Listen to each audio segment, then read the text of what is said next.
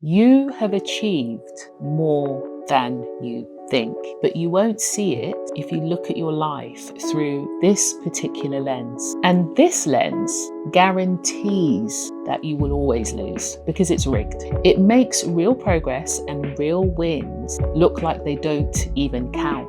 The danger with this lens is it doesn't just make you feel behind, it turns your lived experiences into something you can't even use, and it makes your wins invisible. And when you don't register your wins, your confidence can't compound. You end up underutilizing your strengths, overlooking your own wisdom, and shrinking your contribution. And not because you lack potential, but because you can't see what you've already built. So in this video, I want to show you what this lens is and how it affects you. But by the end, you'll be able to switch to something else that makes you feel more empowered, less inner pressure, and get more clarity for the future. If you ever struggle with this sense that you're not ever quite achieving enough, or you feel deflated by what you've done so far, then this video is for you. Come and join me. Hi friend, if you're new here, I'm Louise, a business psychologist and accredited coach, and for nearly 2 decades, I worked in high performance corporate environments, watching what perfectionism does to brilliant people behind the scenes. And now I help perfectionists, overachievers, and the burned out shift from relentless proving and fear-based achievement to clarity, alignment, and ease. I'm glad you're here. If your life feels constantly not enough, it might not be your life. It might be the lens that you're using to evaluate it. And this lens is called the gap lens. And I've talked about this before on this channel. It's what happens when you measure yourself against where you think you should be or who you think you should be, instead of against where you started and what you've already built. And the problem with this lens is that there will always be something to attain. Another expectation, another standard, whether it's coming from your family, society, or yourself.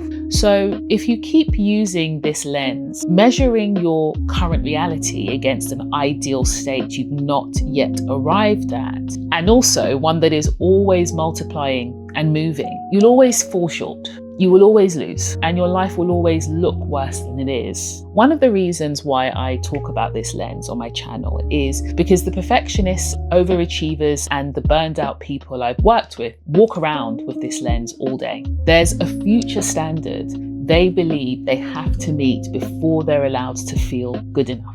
So the pursuit of future ideals and goals isn't just about ambition. It becomes about proving worth, love, and acceptance, and that they deserve to have a place in this world. Ideals and goals are meant to motivate us. But when we use meeting them to measure our value and the worthiness of our lives, they create a never-ending inner pressure and make our self-esteem very fragile. And of course, that pressure doesn't set you free. It overwhelms you and limits you. It stifles your progress. And let's just say it does happen to make you go fast. It won't make what you build last. What does set you free is switching lenses from the gap lens to the stacked lens, recognizing, knowing, and standing on what you've already stacked so you can see and use your advantages. It's when you stop measuring yourself against where you think you should be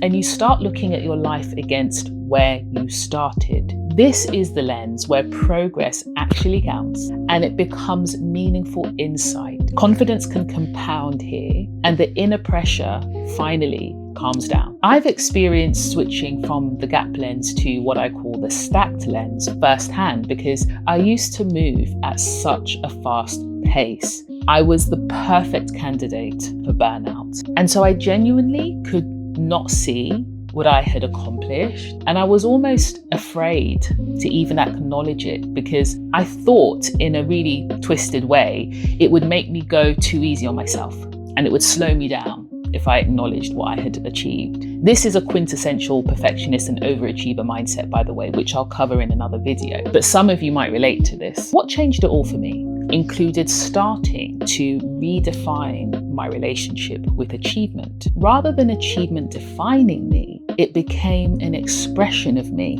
and just one of many expressions at that.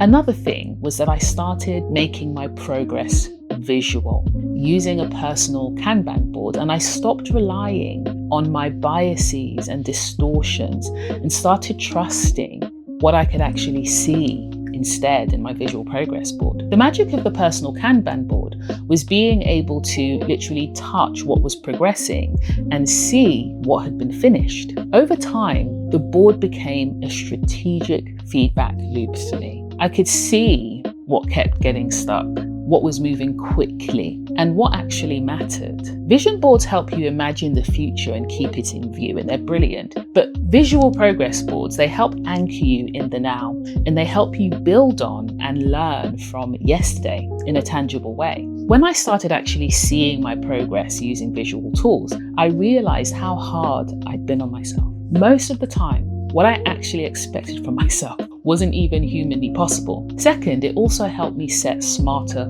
goals because I could see what I actually had the capacity to achieve and how I would best achieve it. I talk more about personal Kanbans in my video, You're Not Behind, You're Measuring Wrong. So I'll link that at the end of this video. I'm also running a personal Kanban workshop at the end of the year. So if you're interested, just sign up to my newsletter to find out first. To start looking at your life through what I call the stacked lens, you need to do 5 key things. The first thing is to start documenting your starting points, because if you don't know where you've started, your brain will always convince you that you've done nothing or not enough. When you solidify your starting point, it becomes your benchmark, and you can measure and reflect from that clearly defined place. Most of us think we naturally know our starting point, but we don't. We forget it because of our brain's distortions and biases. So write down your starting point and cement it by talking about it with someone too, perhaps. Solidifying your starting point is all fine and dandy,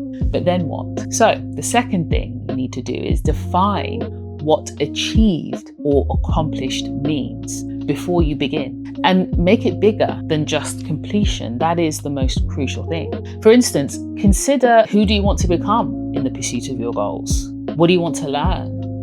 Who do you want to connect with? Because if you don't decide what good enough or accomplished looks like up front, the goalpost in your life will always keep moving, and you'll only allow yourself to count one thing, and that thing is perfect completion. And this is exactly why perfectionists and overachievers overlook so many real achievements. I created my True Tally guide to help with this exact problem. I'll link it below too. Once you've defined what achieved is beyond just perfect completion, here's the third thing. You need a method to start capturing the journey from that starting point. And it's what I call collecting your progress receipts. This could be daily externalization, such as journaling or voice noting, anything at all that works for you, as long as you get your progress out of your head and into something that you can actually see, because your brain will not reliably remember it, and your life will look worse than it is. And the key thing here is that you don't just capture what you completed, you capture what you've built and stacked so far, and what that means for you now and what it means for your future. One of my favorite things to get progress receipts for is something called capacity built. And that's looking at, what can you do today that 12 months ago you couldn't? What do you handle now that used to feel impossible? So let me know in the comments, what can you do today that you 2 years ago would be proud of? The fourth thing you need to do to start seeing life through the stacked lens is to stop treating rest like something you have to earn and start using it as strategy. Sometimes you can't see through the stacked lens simply because you haven't paused long enough to notice what's there. Being in constant motion or feeling deflated because you think you're always behind doesn't help you see your life clearly. There's research actually suggesting that around 2 hours of genuine free time a day is what supports having a more balanced life. And I know not everyone can just conjure up 2 hours a day, but the point is to just start with intention. So how much time could you protect consistently, no matter how long or short it is? The last thing to do to start seeing your life through this different lens is to begin to incorporate both pleasure and purpose into your life. And studies on happiness show that we need both of these things. But most of us miss it, because even when we're chasing our goals, we're not always anchoring them to a bigger why or a bigger purpose or reason. We're just chasing the next thing because it feels like that's what we have to do. So establish what your bigger purpose is.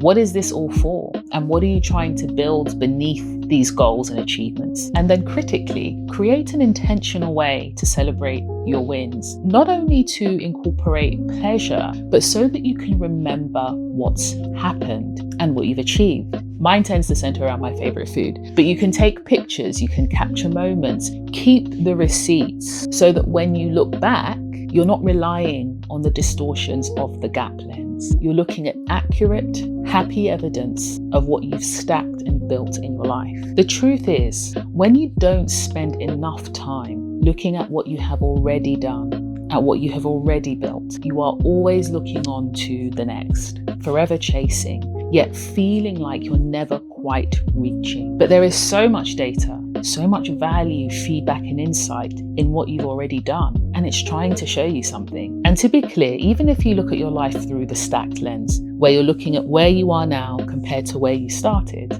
you might still feel discouraged. You might still feel behind. Let's keep it real.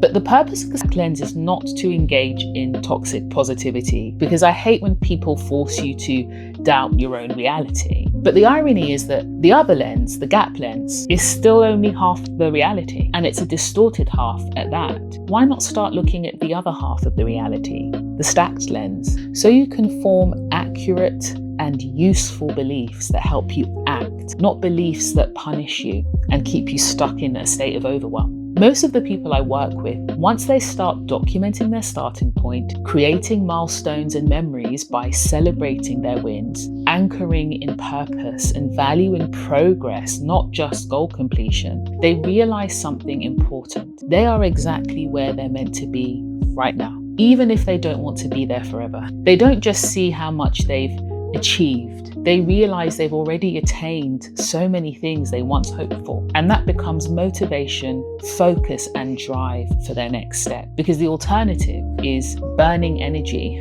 on self-judgment and achieving from insufficiency, which either drives you into overwork and burnout or makes you freeze, because the gap between where you are now and where you think you should be just feels so impossible to close. If you want practical ways to start living this, watch my video, You're Not Behind, You're Measuring Wrong. I'll link it above. See you there.